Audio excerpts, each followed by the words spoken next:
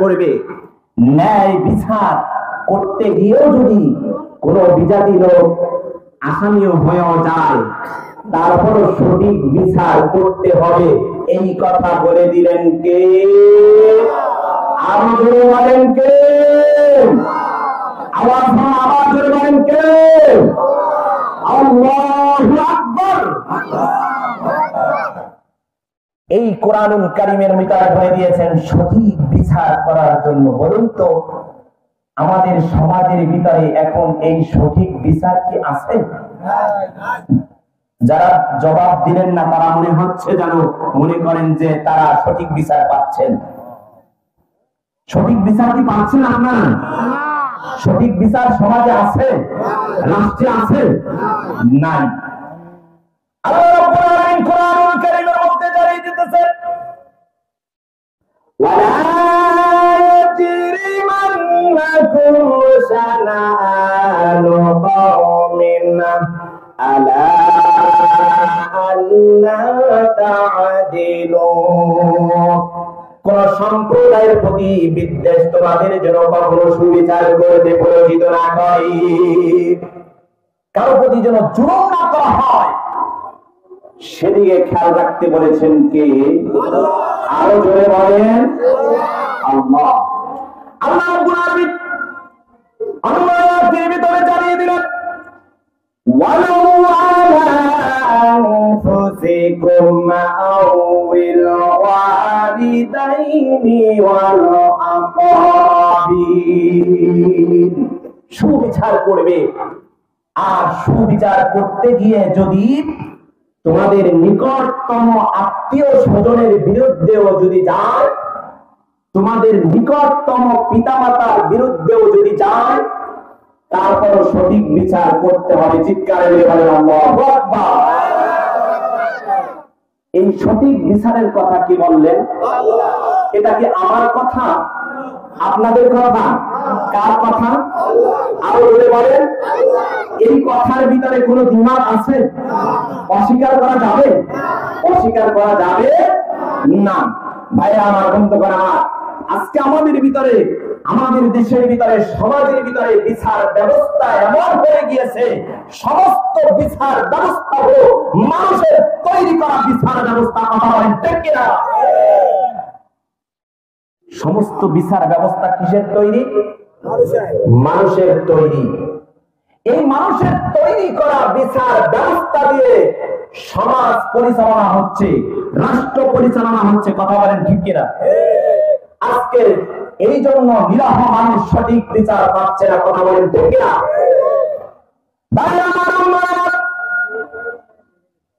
আজ পৃথিবীর ভিতরে যারা মানুষের তৈরি করা বিচার ব্যবস্থা দিয়ে সমাজ পরিচালনা করতে চায়, মানুষের তৈরি করা মতবাদ দিয়ে রাষ্ট্র পরিচালনা করতে চায়, তোমরা শুনে রাখো, কোরআনুল কারীমের মধ্যে আছে শুধু বেহেশত আর দোজখের কথা, অর্থনীতি, রাজনীতি, সাংস্কৃতিক কথা কোরআনুল কারীমের মধ্যে নাই। ওরা এই কথা বলে, দুনিয়ার যদি সুখ আর সমৃদ্ধ যদি পেতে চাও, তাহলে মানুষের তৈরি করা মতবাদ মানতে হবে। আর যারা মানুষের তৈরি করা মতবাদের দিকে দৌড়াবে, আর মানুষের তৈরি করা মতবাদের দিকে তারা ছুটবে, সমাজের ভিতরে যারা মানুষের তৈরি করা মতবাদ প্রচারিত করবে, রাষ্ট্রের ভিতরে যারা মানুষের তৈরি করা পরিচালিত আইন দিয়ে রাষ্ট্র চালাবে, তাদের অবস্থাটা কেমন হবে দেখেন। আল্লাহ সুবহানাহু ওয়া তাআলা কোরআনুল কারীমের মধ্যে কোট করে দিলেন। আল্লাহ রাব্বুল আলামিন বলেন, ওয়া মান লাম ইয়াহকুম বিমা আনজালাল্লাহু ফাউলাইকা হুমুল কাফিরুন।